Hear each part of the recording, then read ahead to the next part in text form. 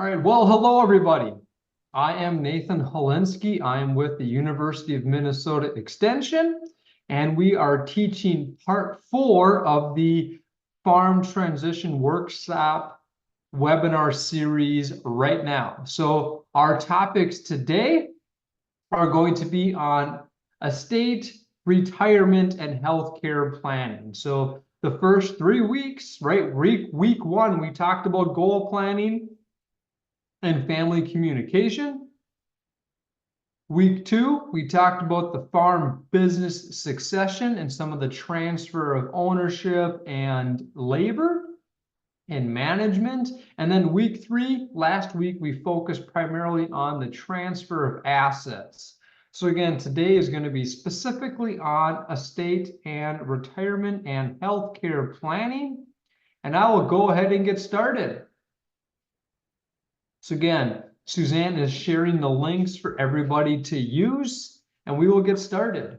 So we have, first off, our contact information. The last 3 weeks, we have been getting a lot of questions, which is good. And if people want to ask follow-up questions, we have Dave Bow's name, phone number, and email listed, as well as Suzanne and I. So feel free to reach out to us at a future time if you have questions. And we have a couple repetitive slides that I'm going to talk about. Having estate and transition goals and being able to communicate those goals to your family can help alleviate some of the apprehension that surrounds estate and transition planning.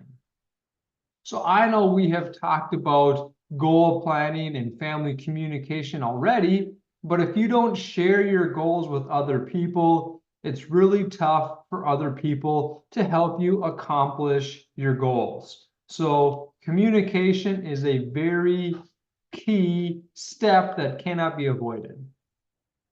And again, farms are not all the same. These materials may not all directly apply to you.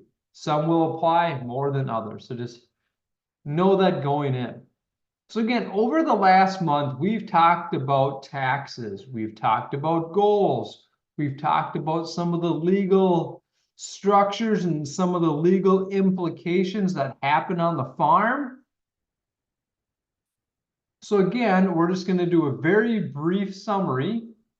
And again, goals are very important. And we've talked about the SMART goals, where it's making sure that your goals are specific and not vague. Making sure that there is a measurable component to indicate if this goal has been met or not. We want to make sure it's attainable. We don't want to say, I want to be a trillionaire tomorrow. That's probably unrealistic. We want to have attainable goals that are also relevant to our farm transfer process. So again, attainable, relevant, and then the T is time-based. We want to have a time component that says, in the next 6 months, I will do X, Y, Z, or in the next 20 years, I will get the mortgage paid off. But that time-based component is important.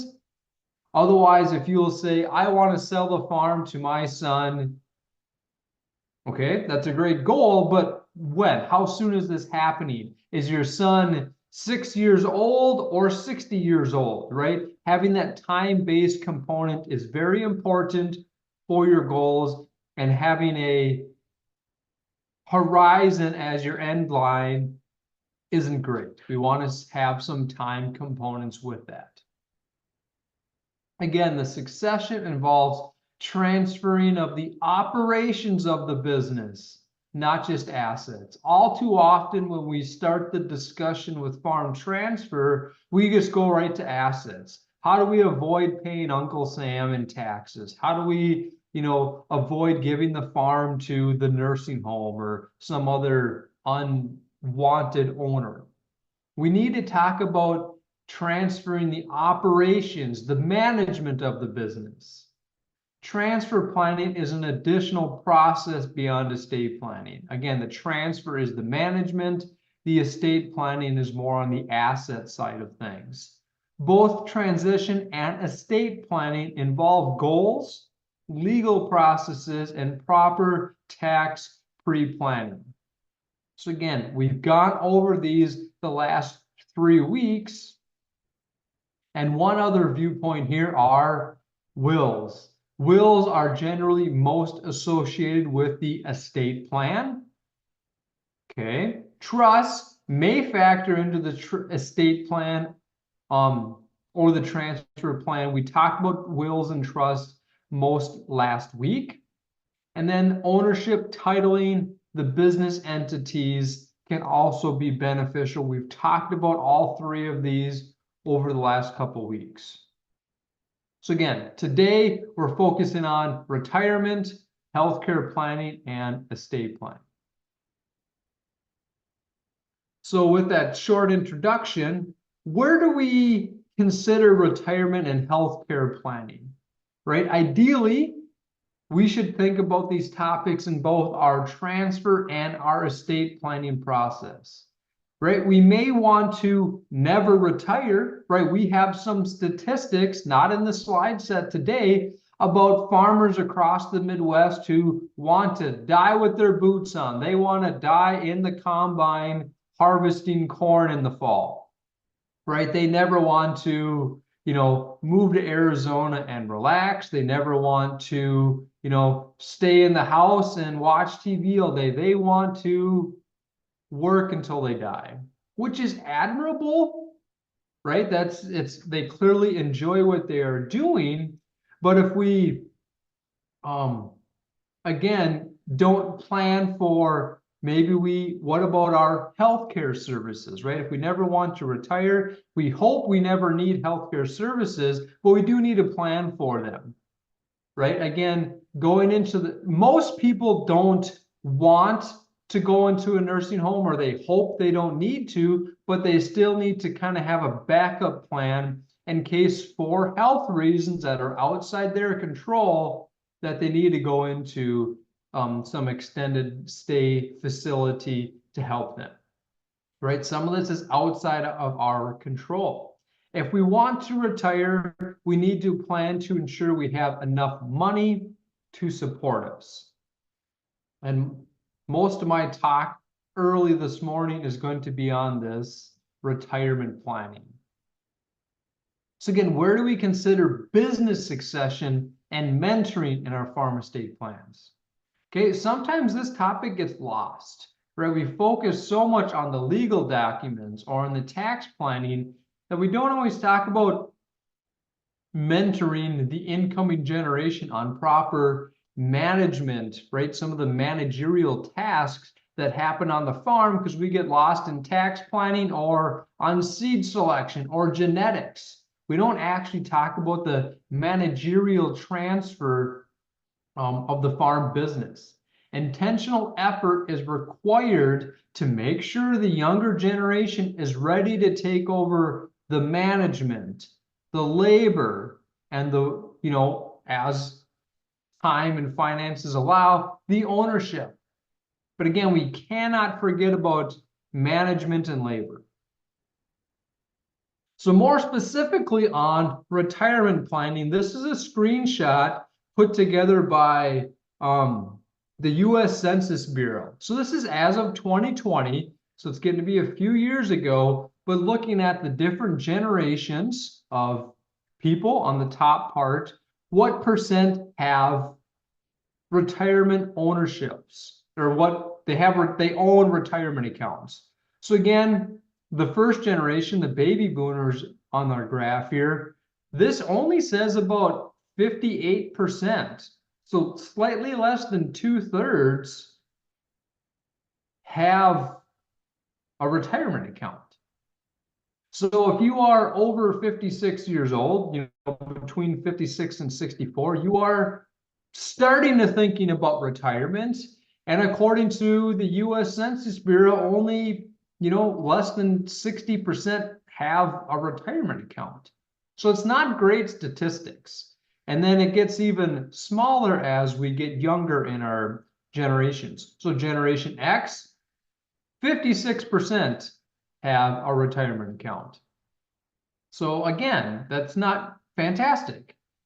Millennials, right? Back in 2020, they were aged 24 through 39. Only 1 in 2 had a retirement account, right? Only 50% owned a retirement account. So again, not fantastic odds where, again, we need to start saving for retirement. You can't afford to retire if you have no money saved up. And again, the younger generation of Generation Z, right, only less than 10%. Some of those may not be in the workforce at the time of this survey, which may explain some of that. But again, 10% is pretty small. If we look at gender, right, both male and female, right, males a little bit higher, but still that only is about 1 in 2. And women just slightly less than that. We have some gender, some race breakdown here as well through the Census Bureau. You can see whites slightly higher than some of their other counterparts of Asian or blacks or Hispanics there, but the numbers are dramatic, and that's why I wanted to include this. Is where do you stack up in this? Where is your retirement account saved up? And we'll highlight that in a little bit. Here's just a very similar statistic. This is from 2019, and it's a survey out of Texas A&M, nationwide survey.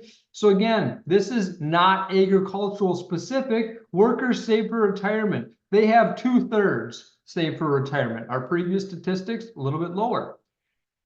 The second box here, workers who have saved less than 25% and $25,000 in total savings.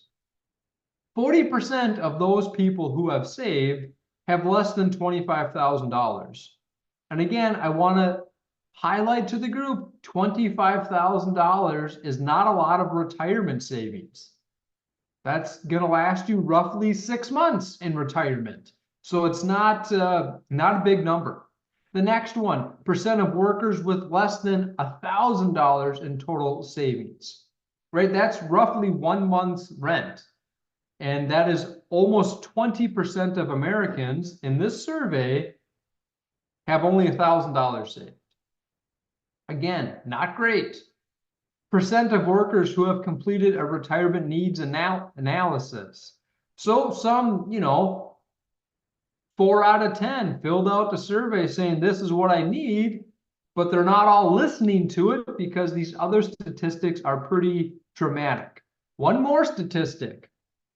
Again, this is from Vanguard, which is a very popular retirement fiduciary account. We can see that this is from 2024. So this is pretty new data.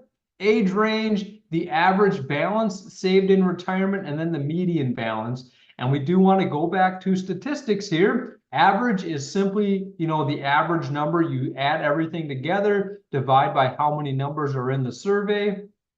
The median is the number in the middle from low to high. It's the one numerically in the middle.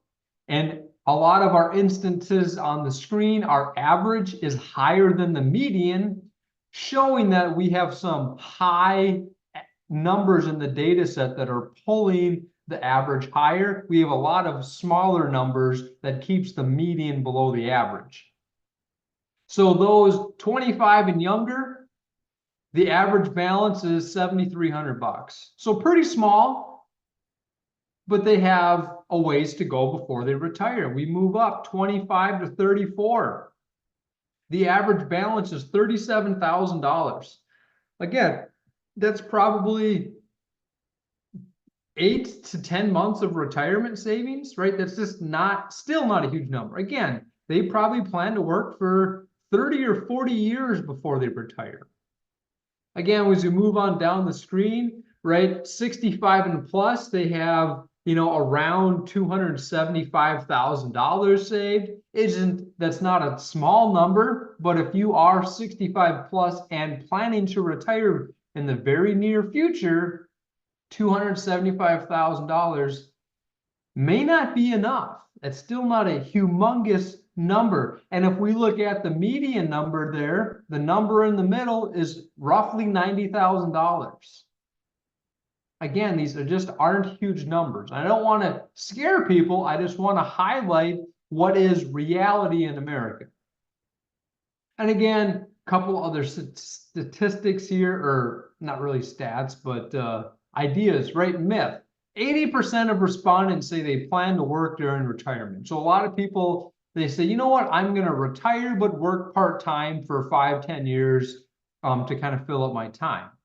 Very common thought process, but in reality, only 28%, less than 1/3, actually work during retirement, when in reality, or in thought, over 3/4 plan to do so. Another one, 34% of respondents expect to retire at 70 or later. So that's 1/3 of the population say, you know what, I'm going to work till 70. In reality, the average worker retires at age 62. So quite a bit younger, and almost half of retirees retired for a reason outside of their control, either their health or well-being, or to take care of a loved one, right? They had to take care of their spouse, which was a full-time job, and they couldn't work.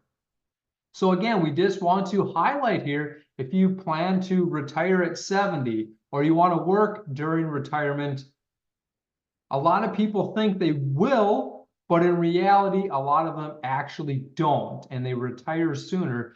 And the age is important because at this point, once you retire, that is when your savings kick in. So we want to make sure we have enough financially saved up. So I know some of this was kind of dire and spooky a little bit with some of the numbers I just highlighted, but we want to talk about things are different in agriculture, which is, yes, they can be. So generally on the farm, we're self-employed. We have less defined benefit or defined contributions plans. I work for the University of Minnesota. Every paycheck that I get, the university sets aside money into my retirement account, right, outside of my control, right? That's a defined contribution plan. Whereas a lot of people on the farm, self-employed, they don't have that set up, or it's not set up quite as easily as it is with working for another institution or another company. Social Security for us is pay as we go from our self-employment tax. All too often, farmers want to minimize the taxes that they pay throughout their career, right? I understand some of the thought process and benefit of paying minimal taxes, but I've had conversations with farmers, once they approach retirement age, they go check through their Social Security service on their payments, and it's tiny, right? It's $500 a month because they've never paid in on self-employment tax, or they've paid in minimally on their self-employment tax, and that is a direct correlation to what their Social Security benefits will be. So pay attention to that before you go to retirement age. Other things on the farm, we have more long-term assets than the general population. Very true, right? The vast majority, I think the statistics from the United States Department of Agriculture, roughly on the farm, 80 to 85% of farmers' net worth is tied directly into farmland, where the farmland is their largest asset that they own. Way more common than the general population. So maybe the farm is your retirement account, and you're going to say, you know what, when I hit 65 and my son takes over, he is going to buy the farm land, and that is my retirement income.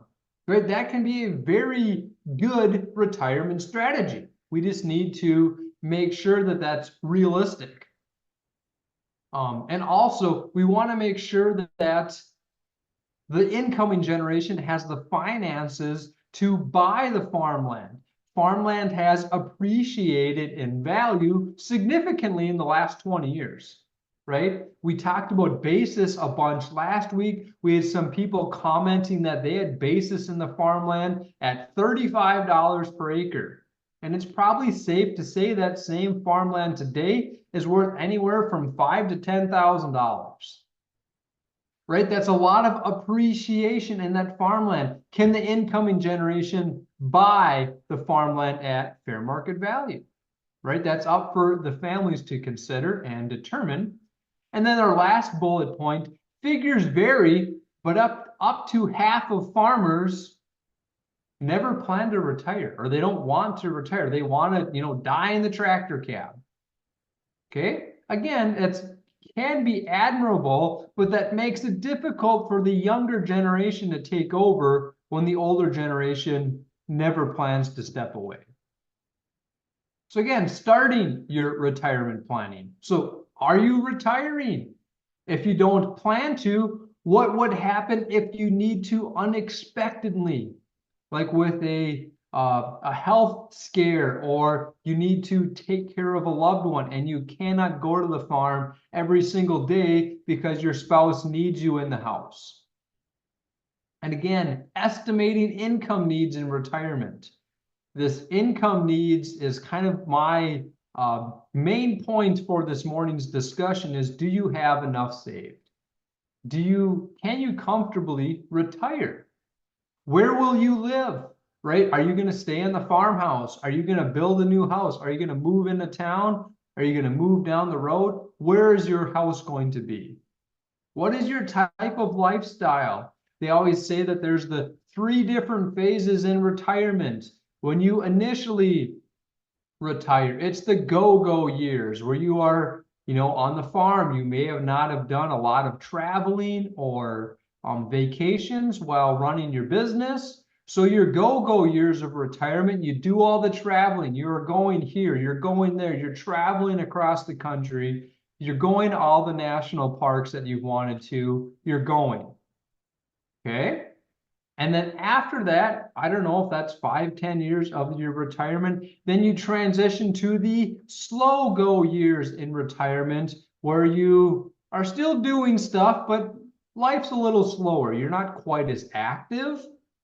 And again, if that's 5-10 years, that's going to be individual to each person. And then the third stage of retirement is the no-go years, where you are really kind of homebound and you can't travel as much as you used to. You can't do as much as you used to. Your body really isn't allowing you to be as active as you would like to be, right? That's, again, very simple 3 phases of retirement, but most people have an aspect of each of those.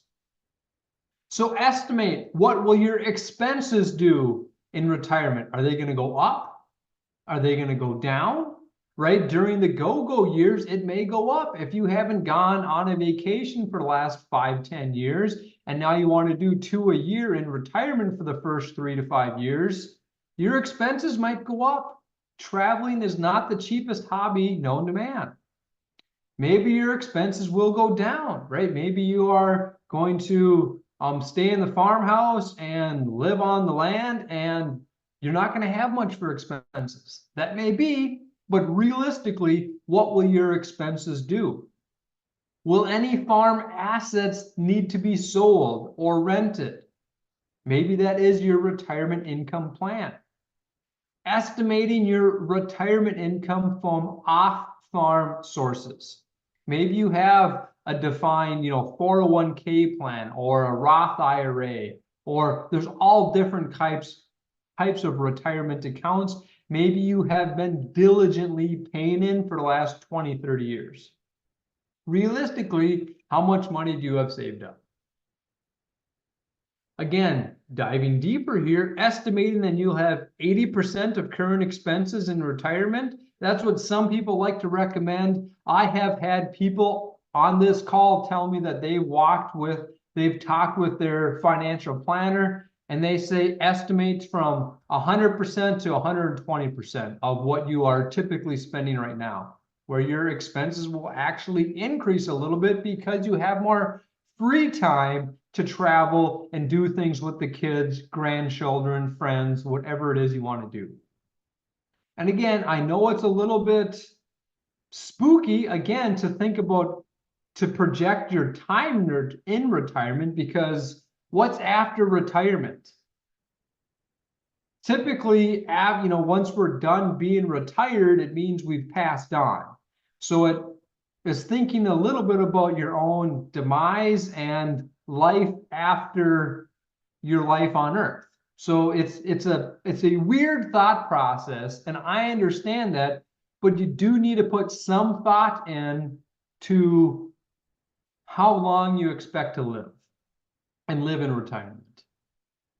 Okay, and yes, we need to talk about inflation, right?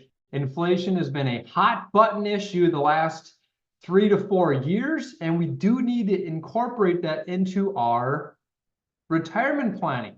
If we are expecting to live for 30 years in retirement, but we have $50,000 of income saved per year, $50,000 in 20 years from now is not the same as $50,000 today due to inflation, and we need to think about that. And yes, it's time to bust out those calculators. And I know this is Wisconsin, but they do have some decent resources here. And this is a very simple budget.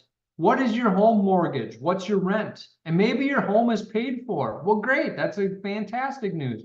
What about your property taxes, your home insurance, your car insurance? What about home repair bills?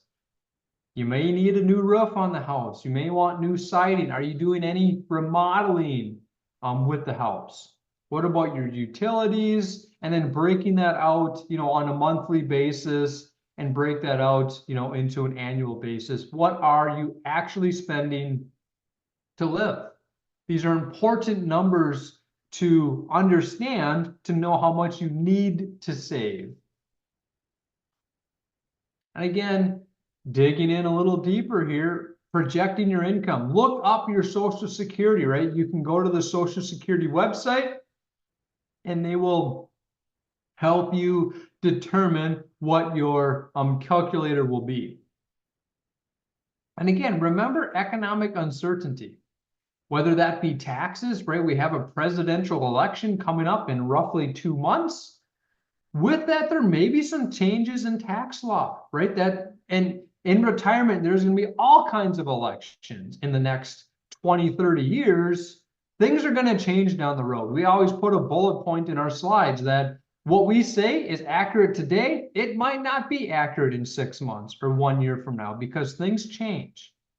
And again, economic uncertainty, a lot of people's retirement is saved into the stock market, whether that be like a 401k plan or a Roth IRA that's tied in with the stock market. Stocks go up and down. Long-term trend is an increase, but you don't want to retire and then the next year there's an economic recession and you are more or less forced to not retire. So plan a little bit for that. Plan a buffer. And yes, bust out those calculators. And again, this is a simple calculator that's on the screen here. And again, years in retirement. And again, the end of retirement is more or less your own death. So it's a spooky thing to think about, but it goes from 10 to 45 years. And then how much are you spending annually? Are you spending $50,000 a year for your family and living? Are you spending $100,000 a year on your family and living expenses? On the FinBin database that breaks down family and living expenses, which is typically a family of 4, husband, wife with 2 children, is typically how they break that down. Their family and living expense is close to $85,000 a year. So if you think your annual expenses are $50,000, that's on the low end of things. So I just want you to be realistic with this and saying that you can live for $30,000. That may be true. Just double check your numbers to make sure they're realistic. And you can see the simple math here on the screen. This assumes a 6% return on the calculations that are given here. But if you plan, for 20 years in retirement with the $75,000 annual expenses or, annual retirement income needs, that's $860,000 needed to be saved for retirement. If we looked at the statistics that I shared right away this morning, most people are below that, right? The average number at 65 was roughly $275,000, which that's not even on the screen, right? That's such a small number. So again, not trying to scare people. I want people to be prepared and aware of the realities of retirement plan. And again, there's some other resources, and I can share these in the chat when I'm done presenting in the next few minutes. But we have some other spreadsheets and planning resources that can be helpful. And I will share these in the chat when I'm done presenting in just a few minutes. So what can you do now, right? If you are young, right? I'm the younger half probably of our people on our call today.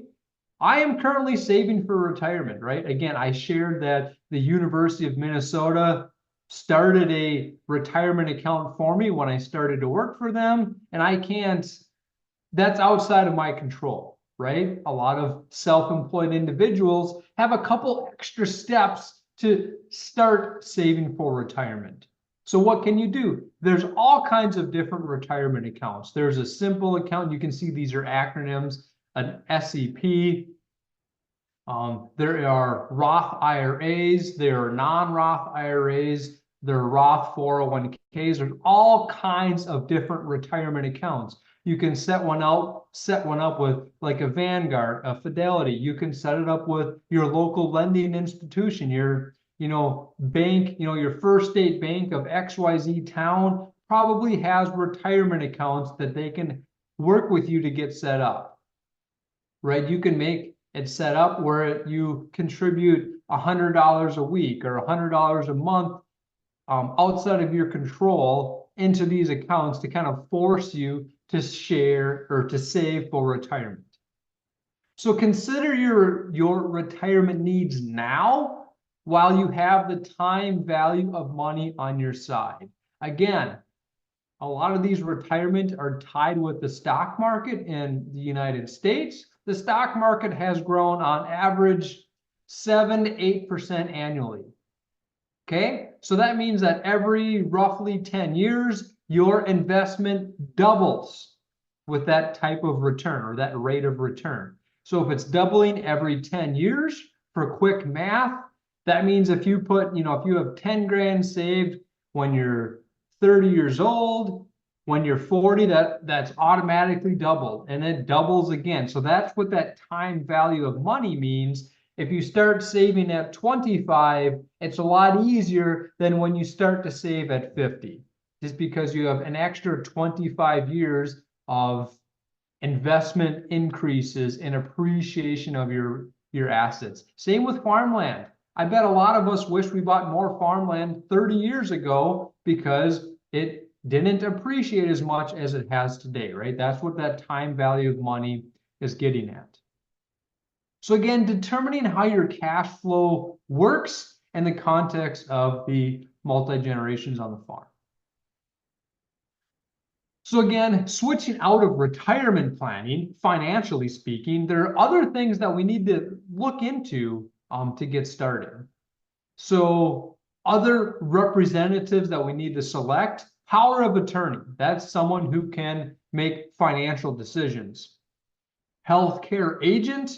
There are HIPAA authorization forms. I can't explain what HIPAA, the acronym is, but it's consent from the doctors or other medical professionals to share resources about you to another person. You need to sign, like if you have a husband and wife, you need to have a HIPAA form to have the doctor share with the spouse what's going on. That's a privacy concern that we have. Disability panel. So who's going to make decisions for you if you aren't able to make a sound decision due to a mental health decline, like dementia, right? This incapacitation. You need to have someone pre-selected to make those decisions. Maybe it's going to be, 3 of your kids are going to be on this panel. They need to come to a unanimous decision, right? You can make these panels as you see fit for your personal situation, but having these people predetermined is important. And then the executor, a personal rep, that's going to be kind of who finishes cleaning up your estate after you've passed on. So if that's going to be like a will, they're going to make sure that the will is executed properly, or with a trust, make sure that things get placed and transferred appropriately. And again, we've talked about this in the previous weeks, but for medical assistance, there is a 5-year look back for gifting.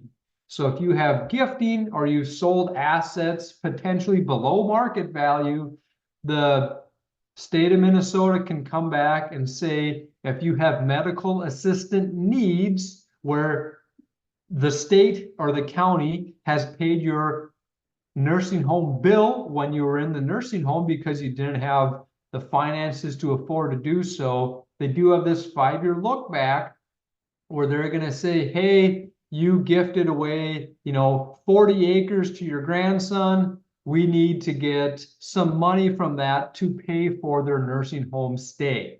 That is a very realistic thing.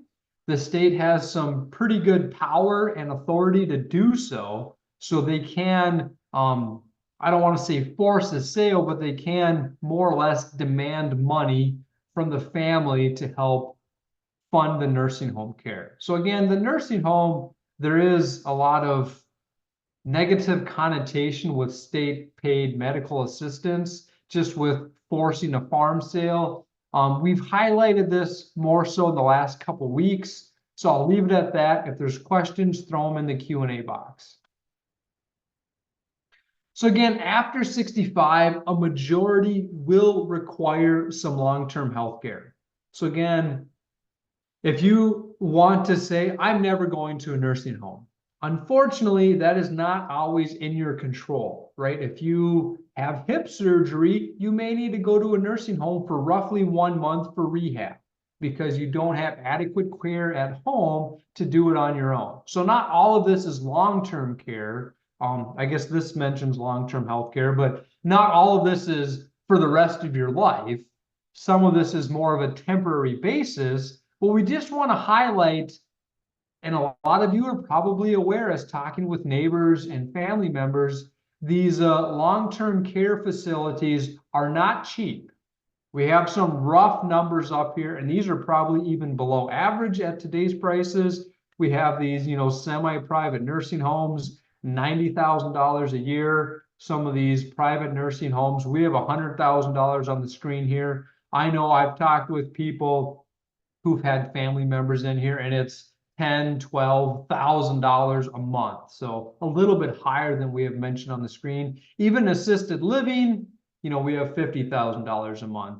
Just be aware, every time, the more care your family member needs, the more expensive. If they have a nurse coming to check on them every other hour to give them medications and check on them, it's going to be more expensive versus like some of the assisted living. It's more like like an apartment complex with a nurse on staff if need to be called, right? So there's all kinds of different levels of these, but it's expensive. And Suzanne, are you ready to go? Yes, I am. I was just answering chat, or a Q&A. So I think maybe Dave, if you can add on to what I was writing there, that would be good.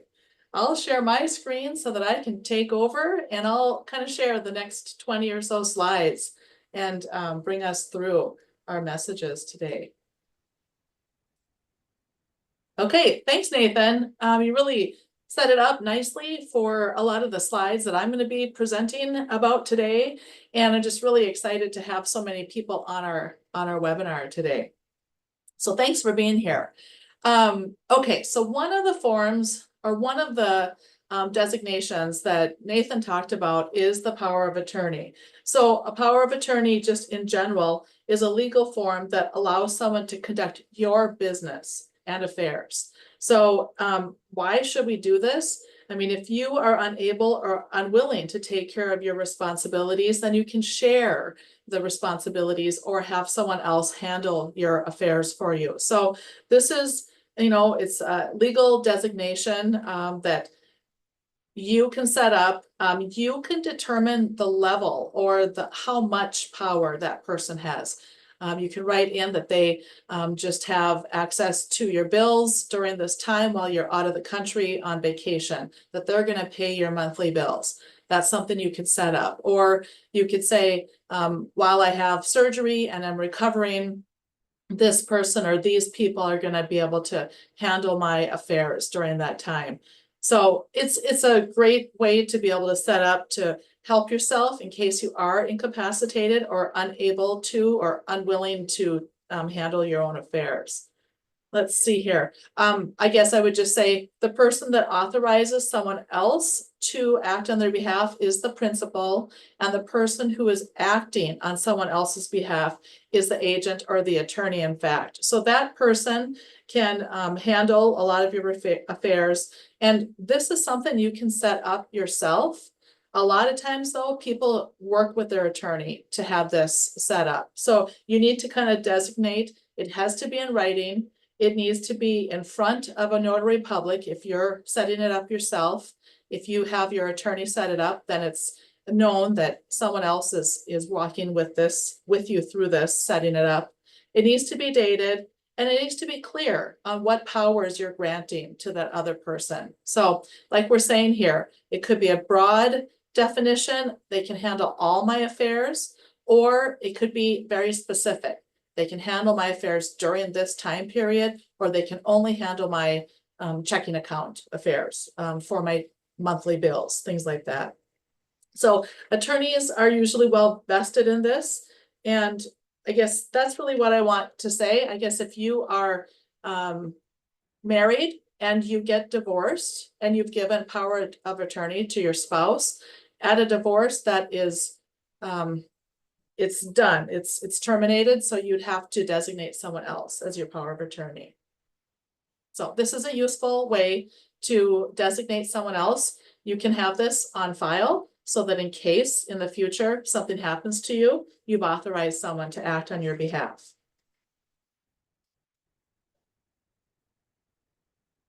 Okay, so a healthcare directive. This also is a written document. It really directs your physicians, your medical team. In case you are not able to communicate your wishes, it directs what your wishes would be in that case. So a lot of times people set these up.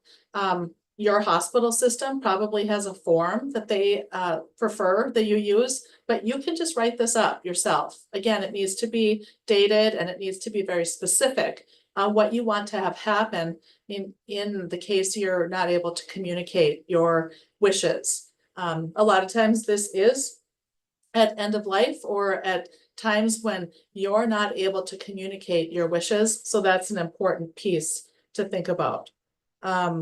You don't need to. This is not a required piece of paper, healthcare directive, but it sure is helpful. Nathan talked about maybe you have a group, maybe it's your 3 children that you want to designate that they are able to handle your care in the case of you being incapacitated. A healthcare directive is very, very helpful for anyone who might be working with you or on your behalf. So I should say too that I forgot to mention under power of attorney that if you have a power of attorney set up, the fact that it says on the 3rd bullet, durable power of attorney, that can be effective even after you are disabled. So a power of attorney normally isn't. It's usually when you're in good mental health, you can determine these decisions and you want someone else to handle your affairs.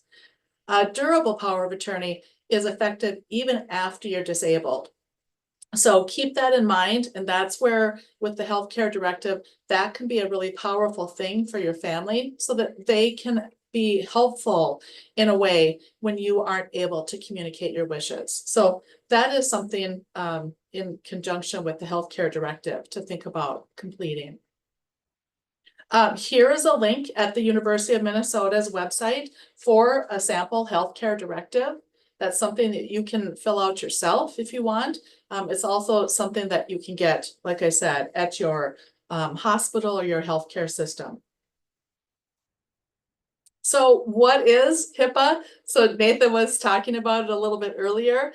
Health Insurance Portability and Accountability Act. It was an act of Congress in 1996, really to protect our health information and make sharing of our health data more safe and just consistent and efficient. So it really is an act so that our health care can still be very good quality and consistent, yet our health information is protected so that we need the medical staff or maybe the billing service company or whoever is dealing with your medical or health information can only deal with you. They can only talk with you. So since 1996, now healthcare providers, might be your hospital, might be your clinic, like I think Dave said earlier, someone said, if you deal with multiple different medical providers, they all need to have a signed healthcare document. So it's a HIPAA document that says, I allow these people to know my medical concerns. So you're granting permission basically for them to access your medical information. If you and your spouse are driving and you get into an accident, and let's say your spouse is in the hospital, really medical staff is not supposed to share information with you unless they have a signed HIPAA agreement. So this is an important thing to have on file with your medical facility. Something I will caution you about is that at our hospital, this expires after a 2-year window. So it's something to put in your calendar to renew every so often so that you can be just up on this and keep it current. Let's see here. I think that's what I wanted to mention about that. So I'll move on. We have for the disability and long-term care. Now, Nathan talked a little bit about that as we age and as we move into retirement and as we live our life during those years, there are chances that we might need to be in, have assistance in our home as at-home care, or maybe live in a skilled nursing care facility. So I want to just tell you a few pieces of current research that I have been looking at. There's a Federal Office of Assistant Secretary for Planning and Evaluation. They say that really, after age 65, like we have on the screen here, 1 in 2 people will probably need some sort of assistance. It might be like Nathan said, after you have surgery, maybe you go to a step down unit and you have some assistance in the weeks after your surgery. Maybe you need at-home care. That's what that means. It means a short-term time. 1 in 2 of us, the statistic is that we'll need some sort of assistance. We do know that for longer term care, if we're looking at long-term services and supports, let's say that could be in your home or it could be at a nursing care facility. What this Office of Assistant Secretary for Planning and Evaluation says that only 15% of people in retirement spend more than 2 years in a nursing home. So really that could be, the average that Dave usually tells us is that it's about 37 months is an average stay in a nursing home. Some people might have longer, some people might have shorter. The reality is that nursing home care or at-home care could be a part of your retirement years. So it is something that we think is important to just plan for. And my next slide has a little bit more information on that. So really our goal is to help you think about defraying the cost of long-term care or maybe short-term care in a nursing home. And just a few points on that. So in 1965, Medicaid and Medicare were created. So they were both created the same year.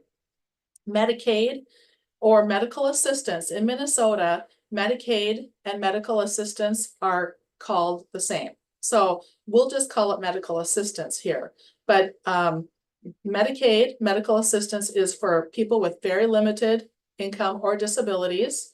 And it does cover nursing home and personal care services, whereas Medicare doesn't. They are just, that's an insurance policy, as many of us know, for people 65 or older. So that does not cover nursing home stays normally. I mean, it might cover a short-term stay, but normally, long-term, it doesn't. So the second bullet here is really important to keep in mind. To qualify for medical assistance, and it's a $3,000 asset limit. So very few of us, especially on a situation of a farm, are gonna, qualify for medical assistance. And it has the 5-year look back. So if you have given assets away in that 5-year, that is that look back time period. It's a 5-year look back. So you have to keep in mind those things. So our third bullet here really talks about some strategies that you can think about to try to implement so that in case you do have to go into a nursing home, yes, you might have to pay for some of the care yourself, but yet there are some places or things you can think about. Paying for your nursing home care stay through savings or retirement income. There are strategies, you could think about getting long-term care insurance. That is sometimes expensive, but it is one of the strategies that you can use. But we've talked about in the last few webinars that gifting and selling assets could be a strategy for you. If you wanted to look at, in the years leading up to and into your retirement, you could think about gifting some of your assets to the next generation or to whoever your next operator is, with an understanding that maybe they'll pay for your healthcare costs if you need to go into a nursing home. That could be financially not possible. That's something you need to figure out with your heirs, with your next operator on your farm. It could be that you would sell your assets over time and that could pay for your nursing home care. That's kind of a strategy that Nathan just mentioned. So, paying for your own care, that is part of this. Thinking about how you gift or sell your assets, that's a part of this. And then other strategy would be the long-term care piece. So it's a tough thing. And if some of you get the Star Trib just had an article about this over the weekend about farms and long-term care and thinking about nursing care. So that's a really great resource for you to look at as well. So I'll move on to, our transition slide here is that, have you been thinking about your retirement and healthcare planning? And Nathan just mentioned that our FinBin database, the most current numbers are that household income or household needs, expenses, things like that is at $85,000 right now. Sure, that is a family of 4, but that's something to consider. I know it's kind of unbelievable that expenses could be that much, but if you think about all the things that we have in the way of utilities and vehicles and just getting around, that's what the average total is right now, $85,000 in household expenses.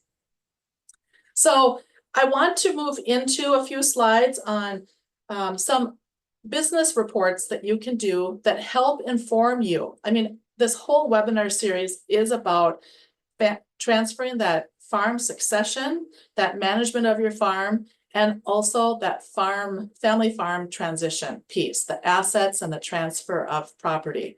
So we want to just make sure that you think about how business reports can help you and inform you in your decision making. So these are tools and really a part of your information as you look at how you're going to transfer your farm to the next generation or the next operator. So the first report that we want to make sure that you are thinking about is the balance sheet. And we'd love you to do a balance sheet each year. We think it's a very important report.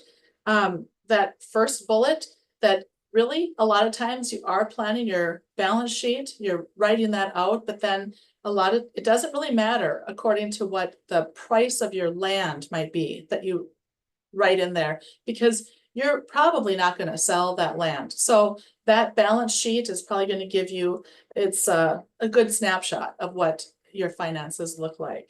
But the second bullet point is also important too. Consider writing an alternative balance sheet that includes your assets and liabilities, including like current market value, just so you have an idea of current day, what your snapshot looks like. So your expenses, things like that. Don't forget about deferred liabilities. You know, maybe it's a lease or some sort of payment that you'll have that's in the future. So keep that in mind, and the balance sheet is a really great way to get an idea of your assets.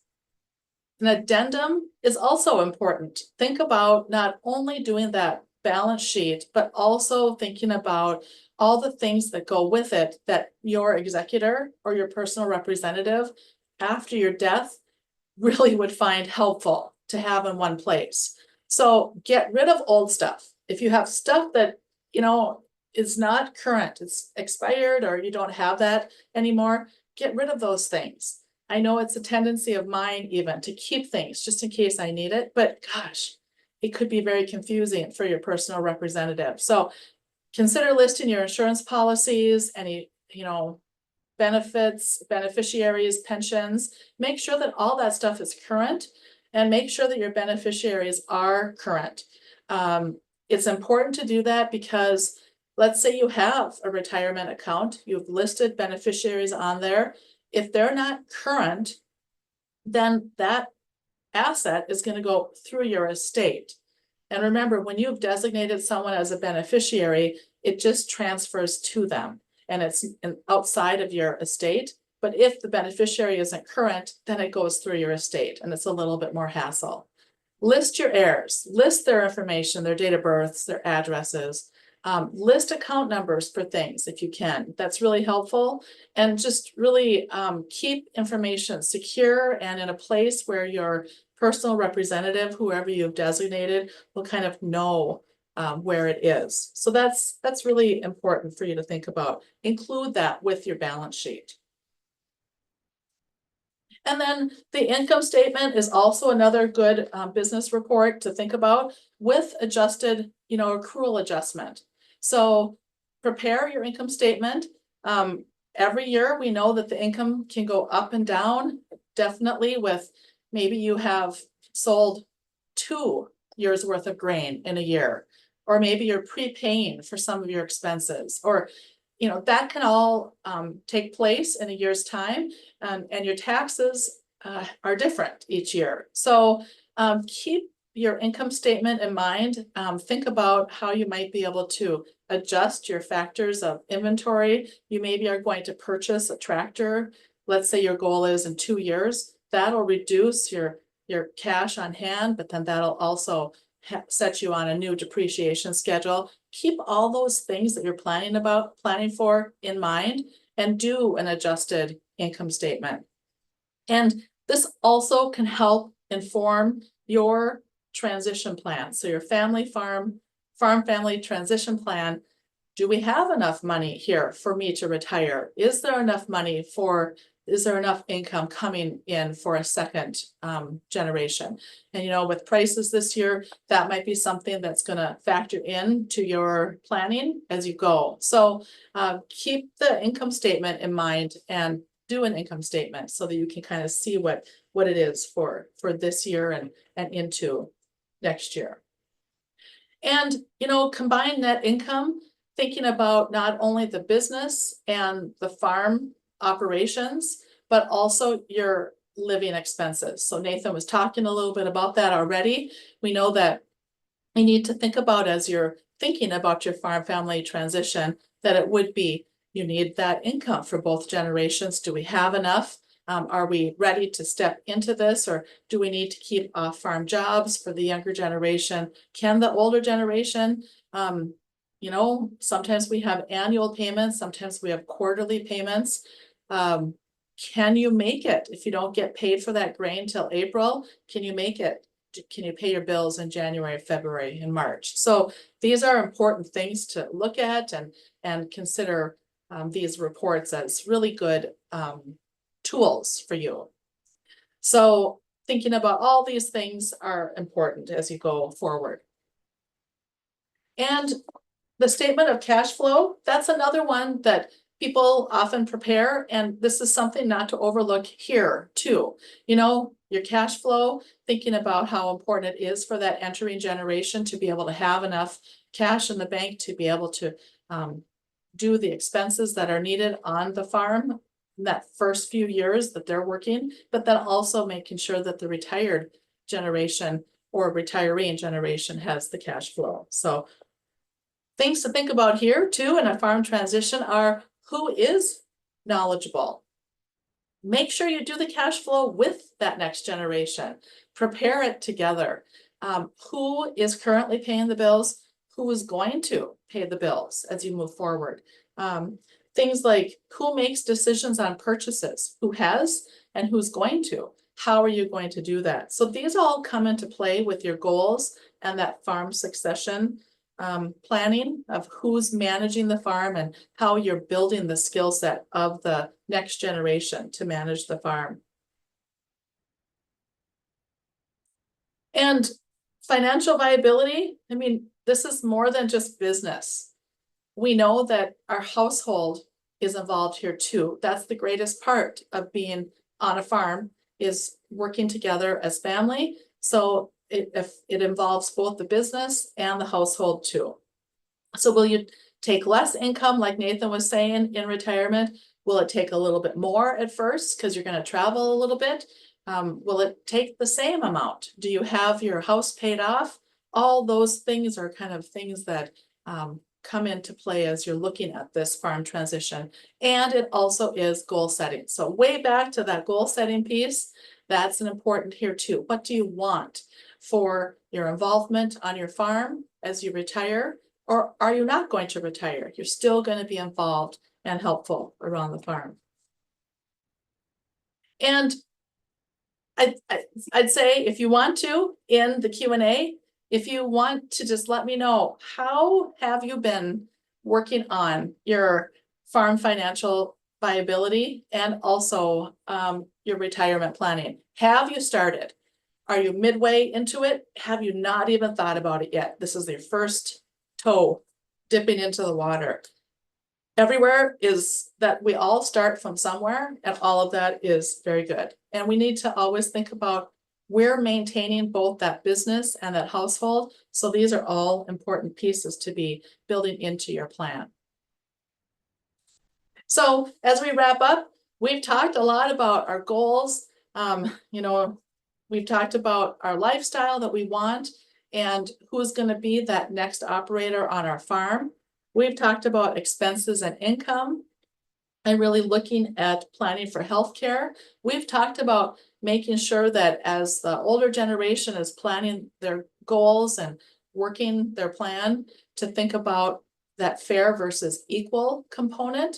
We covered that in the first webinar, so go back and watch that recording if you want an example of how one family maybe handled that fair versus equal question. And then we just really want to set you up for successful farm transitions. That is the goal of our webinar series, and a lot of our work is to support you. So we're happy to answer questions, and not only now, but as time goes, keep our contact information handy, and we're happy to answer questions for you. So ask yourself as you go through this farm family transition, or as you plan for it, all these questions. Who is involved? What's involved? You know, who is involved? What are your goals? When do you want this to happen? And if this all sounds familiar, those are the same pieces as goal setting. Being specific, being measurable, attainable, all of these pieces play into it. You know, as you think about where are your assets? Where are you going to be keeping your documents, and how are they secure? And then why? It's because really want to make sure that your farm is viable for another generation, and that you are working actively in that farm management and decision-making succession, helping to plan for that next generation to be successful on your farm. And here's another infographic, really thinking about how your goals inform, along with your financial statements and other important documents. All of those, we're helping to get you prepared to work with your attorney so that your attorney or other professional, maybe it's an accountant or financial planner, can help you live out your goals. That's really what our goal is here, and that you will have an output of implementation plans. Maybe you do need to take a next step and set up something with an attorney. Maybe you need to set up some plans with your accountant. All of those would be the output and the next steps for you as you are on your farm transition journey. So we hope today has been helpful. We hope that the last 3 webinars have been helpful. Again, I think we've mentioned it before, but usually during the winter, we have in-person workshops that cover a lot of what we've covered on this webinar. So if you want to attend in person and be in the same room with other farmers and other farm families who are thinking about this, not only do we learn from a person who's speaking in front of the room, but we learn from everyone who's in the room. So sometimes being in person can also be really helpful. So we thank you. And we want you to know that again, this is the disclaimer that we are educators and we're bringing you information. We want you to work with your professionals, lawyers, accountants, financial planners, insurance agents, so that you're having a team that's working with you and planning for your estate, but then also planning for any farm transition that you're working on. So here is a link to our resources that includes all of our slide decks from the last 4 sessions, 3 sessions, including this one as the 4th one. And then some first resources that we shared on that first webinar, which was goal planning and communication with your family. And then this is the link to the YouTube. We will follow up as a final after this workshop with a link to all these things. So you'll get an email with this as well. Nathan and Dave, I think there's been some questions in the Q&A. Was there anything that you wanted to answer live, or maybe a recurring theme in the questions that you wanted to answer? Or anyone else, put your questions in the chat in the Q&A and we can answer them.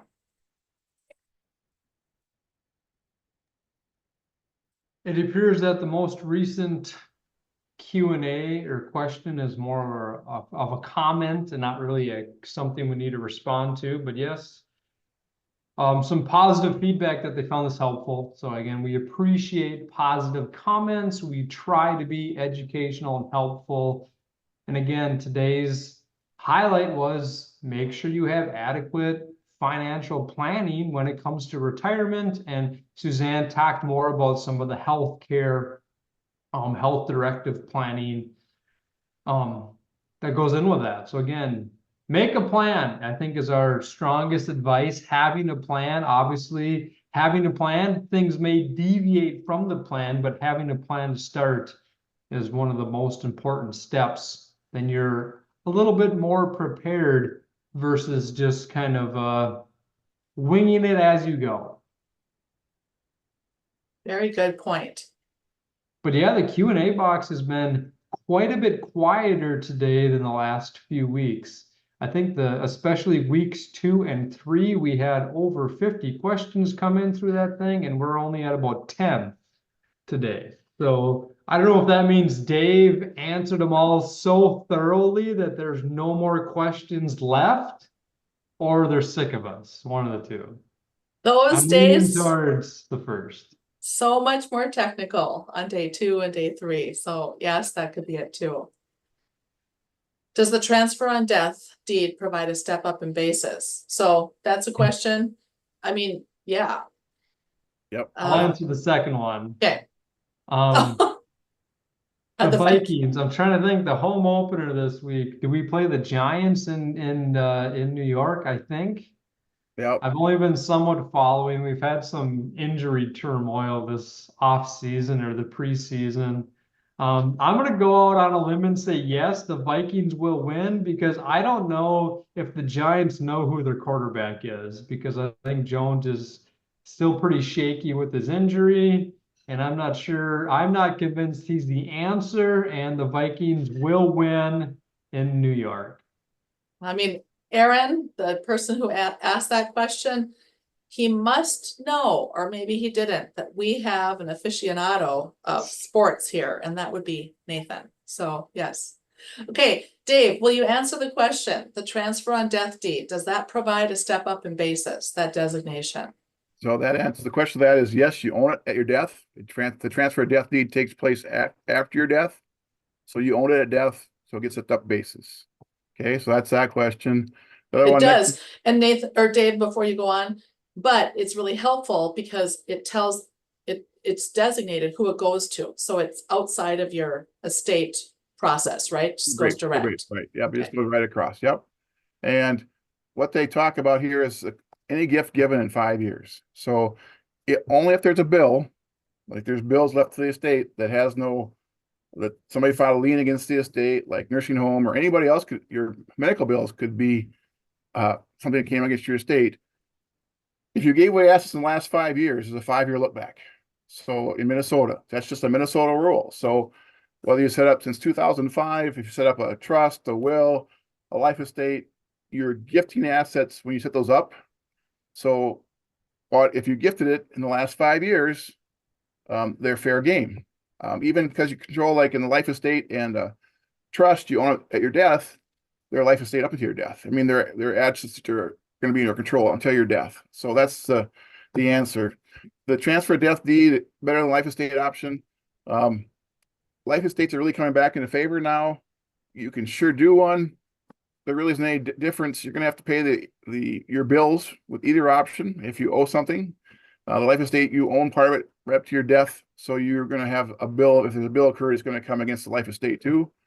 So the transfer of death just basically transfer it at your death, and you control it while you're alive. You can still do whatever you want with it, whereas it doesn't take effect till you actually die. And the life estate, you already transfer it while you're living to whoever you want to, and they have already inherited it. It's just a matter of the remainder interest of your estate doesn't go until you die. So basically, you've taken care of the paperwork ahead of time in the life estate or the transfer on death deed. Yes, there's a little bit of paperwork, but all that transfer happens after you die. Okay. Question on clarifying that first question, Dave. I think their emphasis on the question was, if you don't file the gift tax return, how do you know that you gifted something? Like if let's just say that I gave my son $20,000 and then I go to a nursing home next year. Does the nursing home know that I gave it away? And I don't know if that's what they're getting at, but the gift tax return level is do anything over 18,000 to an individual. Technically, you should have filed a gift tax return for $2,000 in that year. You gave a $20,000 gift. If you don't file a gift tax return, and you gave away a whole farm, for example, you should have technically done that. And they'll look at the records and say, well, what happened to this asset you owned 5 years ago? This land was in your name, and all of a sudden it's now in your kid's name, and it transferred in last 2 years ago. So they can figure out ways if they really want to get it that way too. oh, just wanted to clarify. Now, That makes Good. sense. Good clarification. Yeah. so what are the tax advantages of a transfer of death deed versus a transfer of property joint tenancy or right of survivorship? Well, if you transfer a death at deed, transfer a death at deed, you can do whatever you want. You can do an undivided interest. You can have your 3 kids, 4 kids own it equally. You can break it up how you want to break it up, so they each get a 40, whatever you want to do. If you do it joint tenancy, it goes to the longest living heir. So like if you have 3 kids and they own it together with their siblings, whoever lives the longest, because it's joint tenancy, will own it with the right of survivorship. So that's probably not what you want to do, because that's husband and wife is really easy, because I want to go to my spouse and she can do whatever she wants, or she can give it to me and I'll do whatever for our kids. But if you do it with our kids' name already and you do joint tenancy and have 3 kids or 4 kids, whoever lives the last of those 4 kids is going to get the whole farm unless you break it up. Okay. All right, next question about the access to the retirement workbook. You guys know about that one? Oh, so I had that on one of my slides. Let me check that out while I'll It did stop come back sharing. as denied. I sent Okay. 2 similar handouts, one from Minnesota Department of Ag and one from Wisconsin Extension. But it did come up access denied. That Okay, one PDF it's like a broken link or something. okay, I'm gonna stop sharing, and how about The we'll last put question the here. link in our final email to everybody. You go ahead. I'm going to answer this question about tax advantage. You do get a better tax advantage with a transfer of death deed than you do with, if you set it up already before your kids, you know, like say, I just talked an example where you set up your kids today with a joint tenancy and transfer the asset. Well, I did while I was alive. So my base would go with the gift to the kids. So that transfer, when I do a life estate, I'm gifting those assets to the kids, but I still get a stepped on base with a life estate or a trust, revocable, not an irrevocable, but a revocable trust, because I control the assets. So really, the tax advantage is for estate taxes more than income taxes, because you want to get that stepped up in basis.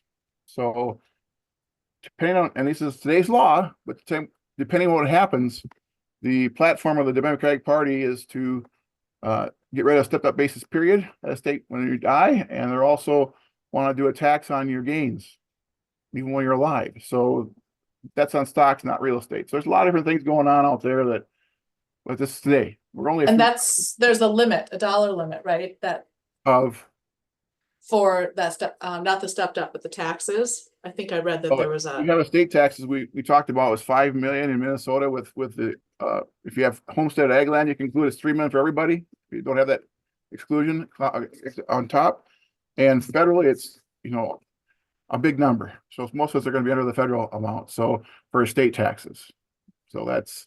but But the the, base is really important that you want to try. That's a really positive thing to get to the base as well. It's available now. And again, all their current, as Nathan, you talked about earlier, everything sunsets at the end of 25. So that's also going to change in the near future, probably.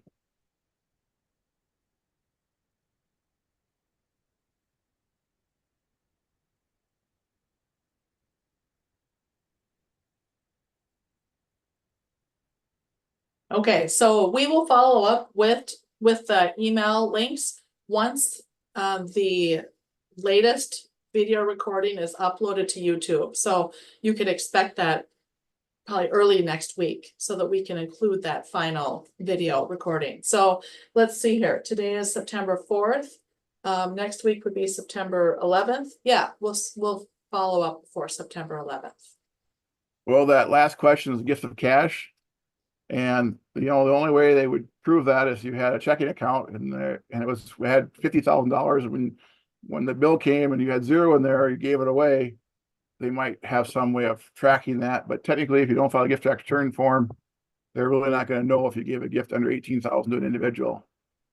So technically, they're not going to probably go after that unless you had a really big balance and you gave it away to all your grandkids and all your niece and nephews and everybody else. You went from 200,000 to zero in a week. They might figure that out, but most of the time, if you have 1 or 2 kids and you give them some money that's under the 18,000, you'll be probably fine. But that's you'll probably be fine is not the correct IRS statement, I should say. Sure.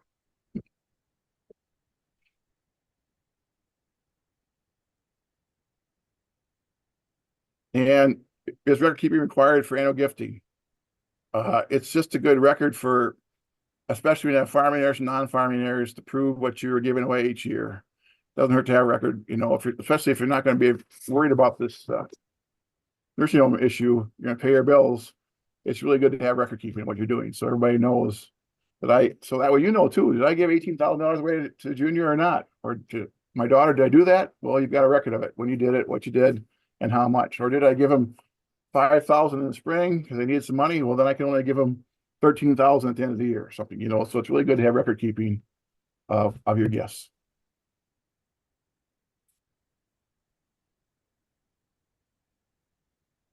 So it's about 11:20. We'll stay on for another 5 or so minutes and entertain. If you're in the middle of writing out a question, go ahead and take your time and finish that, and we'll stay on for a few more minutes to answer more questions.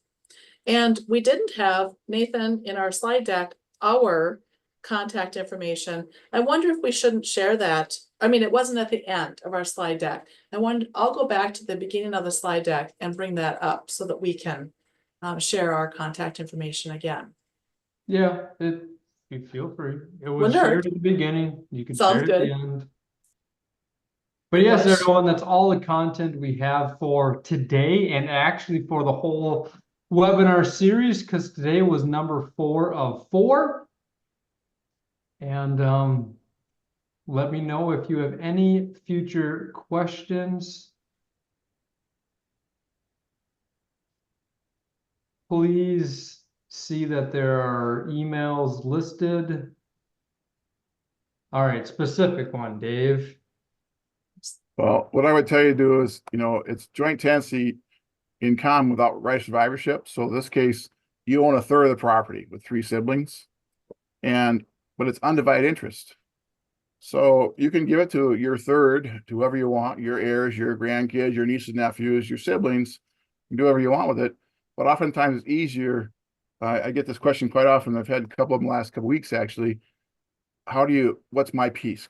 It's easy if your 3 siblings just get together and say, this is the parcel I want, this is the parcel you want, this is the part that the 3 of us get, have them appraised, and then you divide it equally.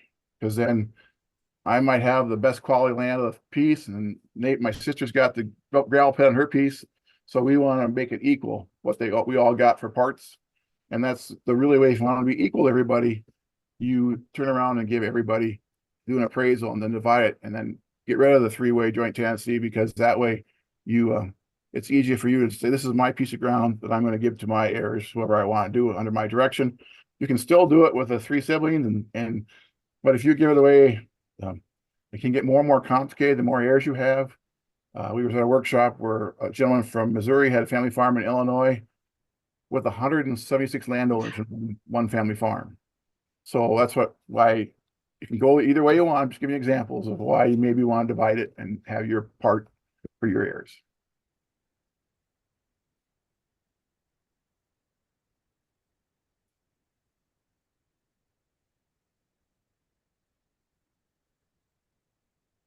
So a couple more minutes for more questions to come in. I see one has been sent, but if you're in the middle of writing one, go ahead and finish it out. That's great. That 5-year look back doesn't matter if it's sold in fair market value. It wasn't a gift.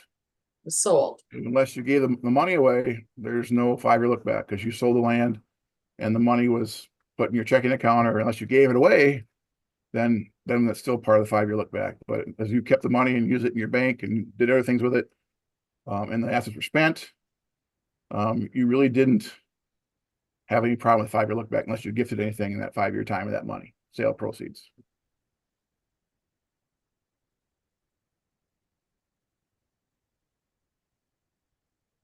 So the question there was, if you have sold land, is there a 5-year look back on land that was sold at fair market value? So that's what Dave was answering. So the fair market value has no gift, because you sold it for the market.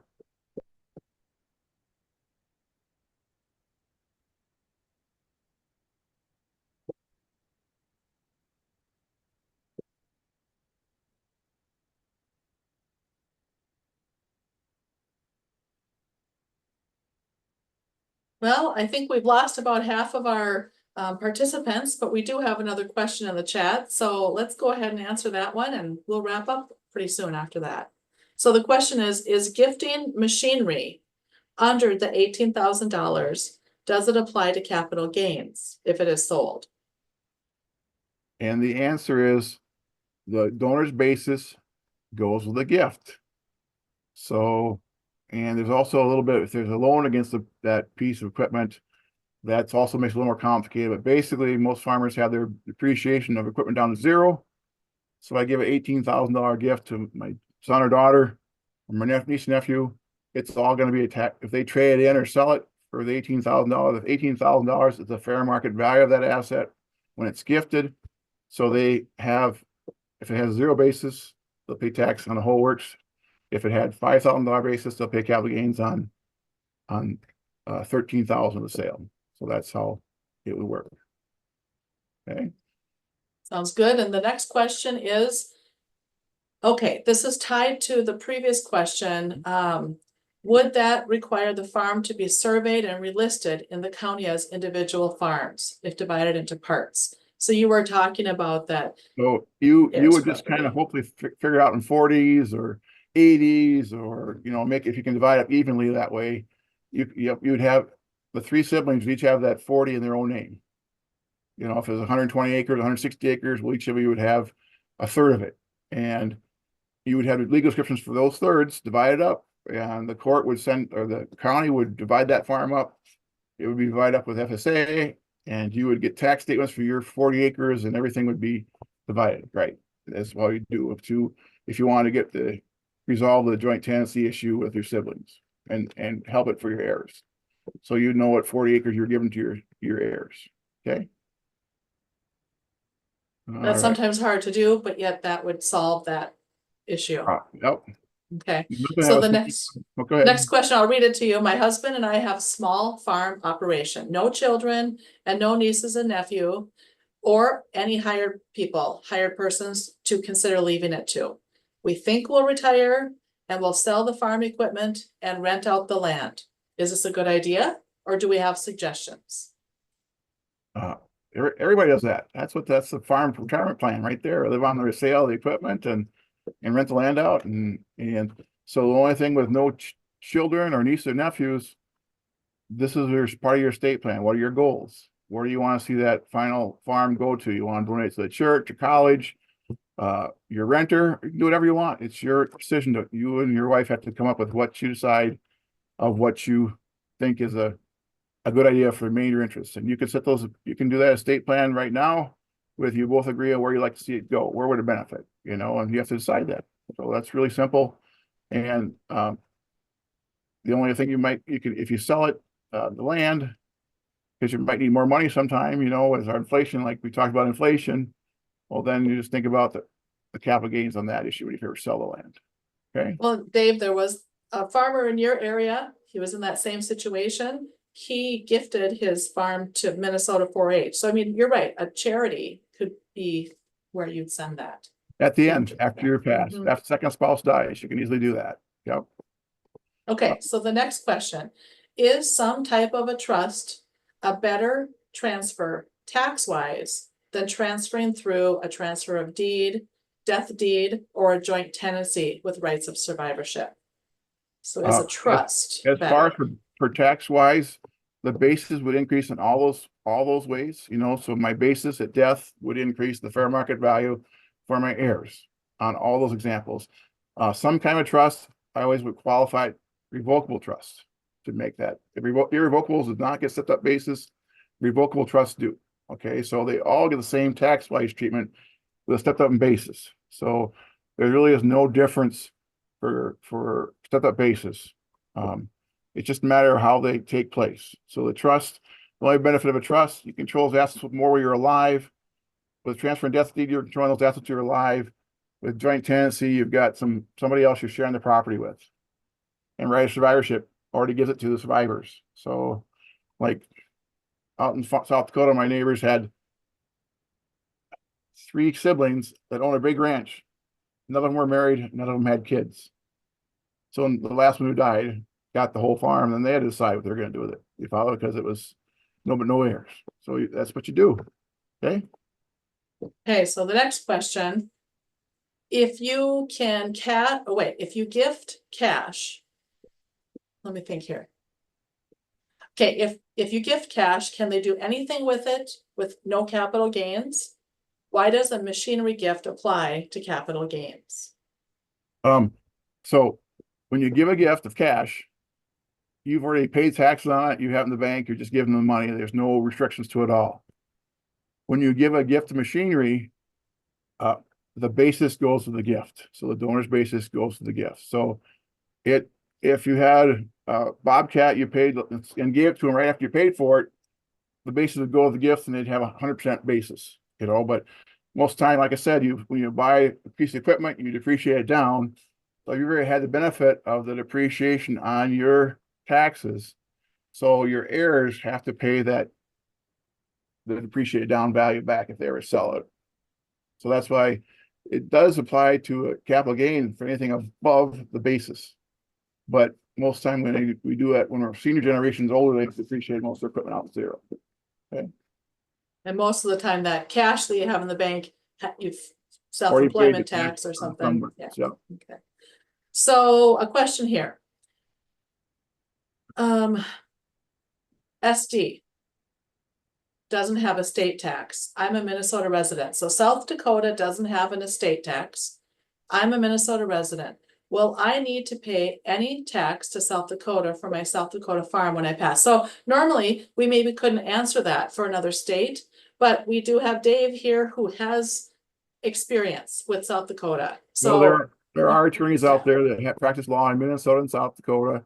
So, you should answer the next question, but if you have land titled in Minnesota, you're a Minnesota resident, but your land's in South Dakota, your property goes through prorate in whatever state it is. So when you have South Dakota land and there's no estate tax in South Dakota, well, you won't get any estate tax in South Dakota because it's going through prorate in South Dakota. But if the role is reversed and you were a South Dakota resident and you had Minnesota land, Minnesota does want you to pay any estate tax of due. Your whole estate was worth over $3 million, and that includes some land in Minnesota. They'd want some Minnesota taxes, estate taxes. So, but when you describe it in your question here, South Dakota doesn't have an estate tax, and you're a Minnesota resident, you're going to be good because that land's going to be probated in South Dakota and not in Minnesota. Okay. All right. okay, so is there a needed paper trail on a machinery gift? The answer would be yes, I would do that for sure. Because whenever I give a gift, whether it's stock, anything, I want to tell my heirs, whoever I'm giving it to, what my basis is on the gift. So they know when they're doing their taxes and they're selling that asset, they know what the gift is. And if it's machinery, oftentimes we have non-farm heirs. It's also really good to document it for that non-farm heirs. So they know that I gave Nathan that nice tractor a few years ago and nobody else got that share. Well, because Nathan had been giving it to him over 10 years, so he can give the whole tractor away. So we document every gift every year. And then by 10 years, he owns it. So it's really good to And because the basis of a gift goes with that gift. right. Okay. The dealer's basis goes with the gift. Okay. So, follow up on that South Dakota not having a state tax. This person's a Minnesota resident. So then does the value of the South Dakota farm not count in the total estate value if I'm a Minnesota resident?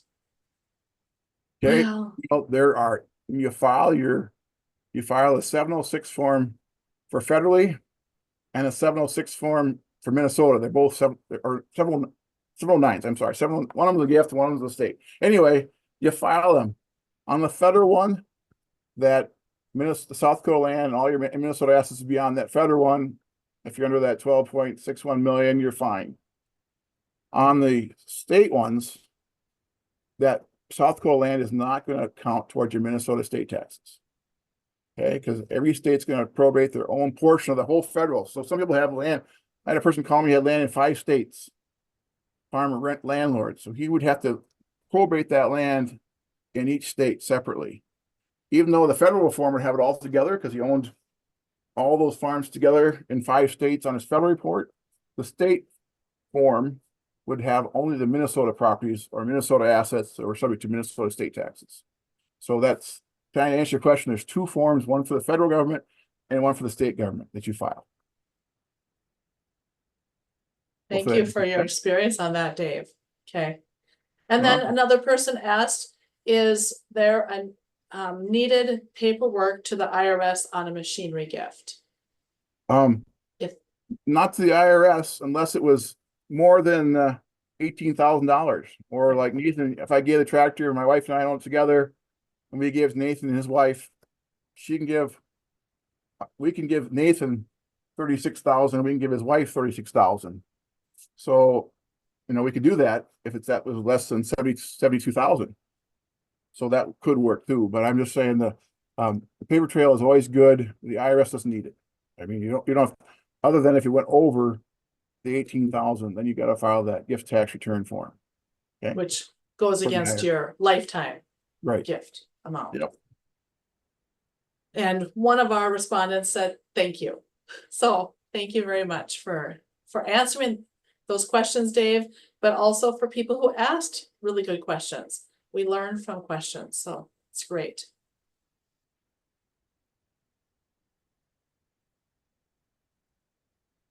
Yep. Lots of people saying thank you. So thanks a lot for being here and asking such relevant questions. You've paid attention, you're really grasping this. It's stuff that's complicated. So thank you for asking really good questions.